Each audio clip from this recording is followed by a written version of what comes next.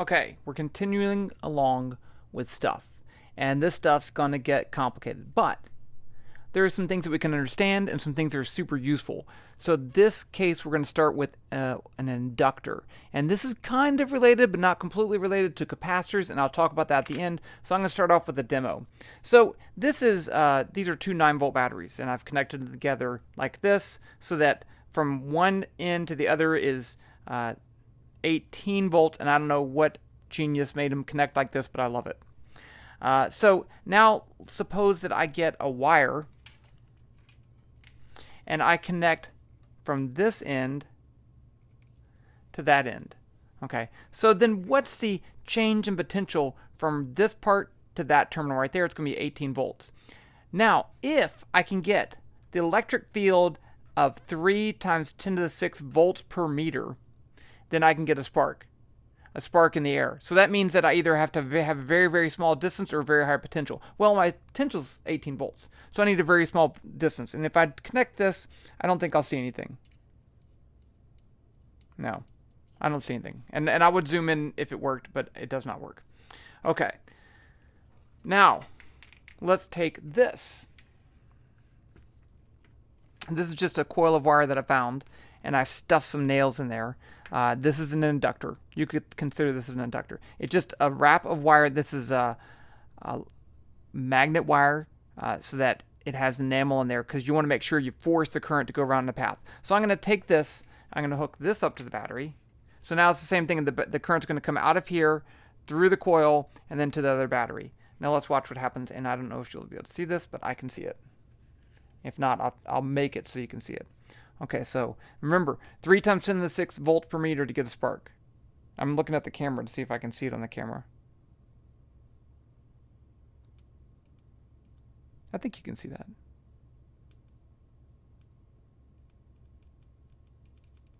Can you see that? Let's see if I turn off the light. Maybe that'll help. Okay, let's try it now. Yeah. So I'm getting a spark. So it's still 18 volts, but now I'm getting a spark. So what's different here is that this inductor increases the voltage across the gap.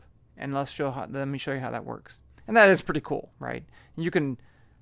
I had a whole thing about making big sparks with a spark gap generator, but that's a different story, and we can talk about that later. Okay, so let's start with the following case. So we're going to be using Faraday's Law. And this is I'll link to this in a video down below. So this says that if you have a loop of wire and I have a changing magnetic field, that will change the magnetic flux through the area, which will induce a curly electric field, which makes an electric current. But you have to have a changing magnetic field. So the EMF induced around a loop is equal to N, the number of loops you have here. I only have one. And the change in flux with respect to time, where flux is the magnitude of the magnetic field, the surface area times the angle between the magnetic field and the area vector. In this case, is 0 degrees, but I wanted to put that in there just like that. Okay, suppose I have this coil right here, and I'm going to run an electric current this way.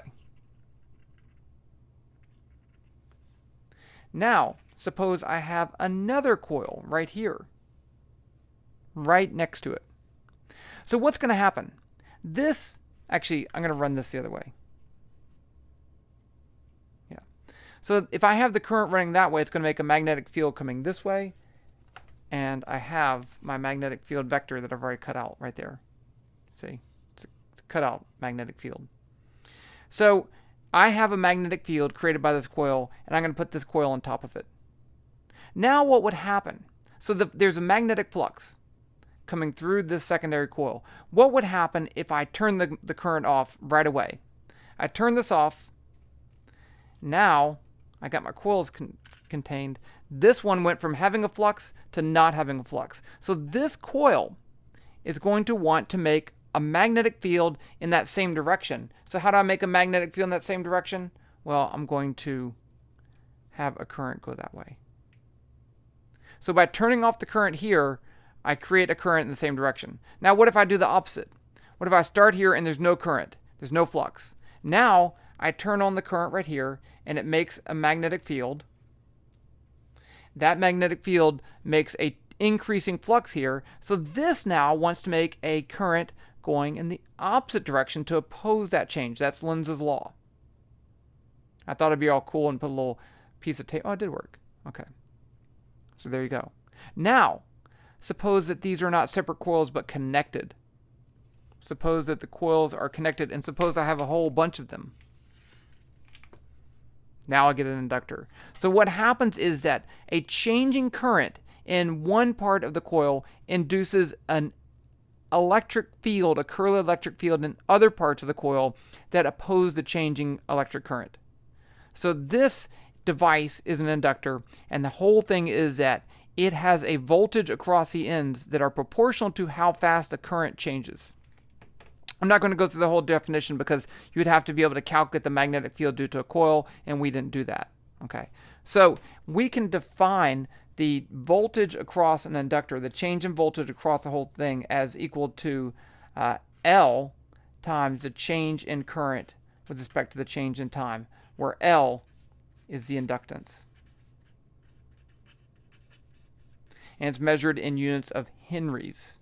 I think it's Henry. I think that's it. So this value of inductance depends on the physical parameters of the coil.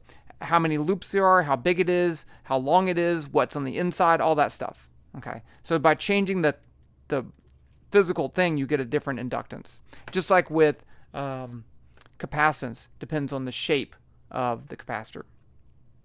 So that's what an inductor does. That's the key thing right there. Now, some people will put a negative sign on here, and I get that. So what they're saying is that if you increase the current, you get a voltage opposing the increase in current. And if you decrease the current, you get a voltage opposing that too.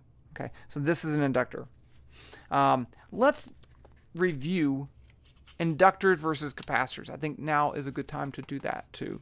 Because these things, you're thinking, who really cares about an inductor? Fine, you can make a spark. I get that. That's cool, which actually is really cool. But you can do a whole bunch of other really cool things. They're everywhere. I promise you that. So we have two things, inductor and a capacitor. So then the change in voltage, and so we use this symbol because it looks like a solenoid.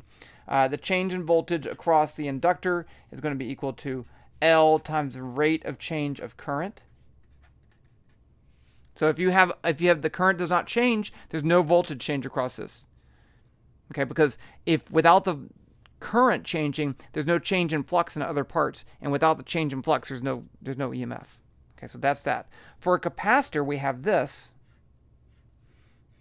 So we have charge, plus charge on one side, minus charge on the other side. And the voltage across this is delta VL. Delta VC is equal to Q over C, where Q is the charge on one side, and C is the capacitance in farads. So let's say I have a current coming this way, I. Remember that I is delta Q over delta T. So as current comes into this, the charge builds up and the potential builds up across that, and that affects the whole circuit. So this does not like constant current. If you have constant current, you're going to get a voltage buildup, which will eventually stop the current in most cases. This one does not like changing currents. If you have a changing current, if the current's going back and forth really quickly, you're adding charge, taking charge off, adding charge, taking charge off. And this capacitor acts like it's not even there. So this does not like change. And by like, okay, it's just an inductor. It does not really care. But I like to say it doesn't like it. It doesn't like change, and this doesn't like constant for the most part.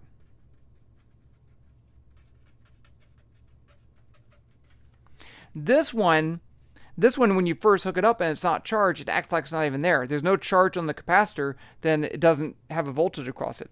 This one, when you first hook it up, acts like it's really big, right? It looks like something really big's there because you're trying to go from 0 to some current. That's like an infinite change.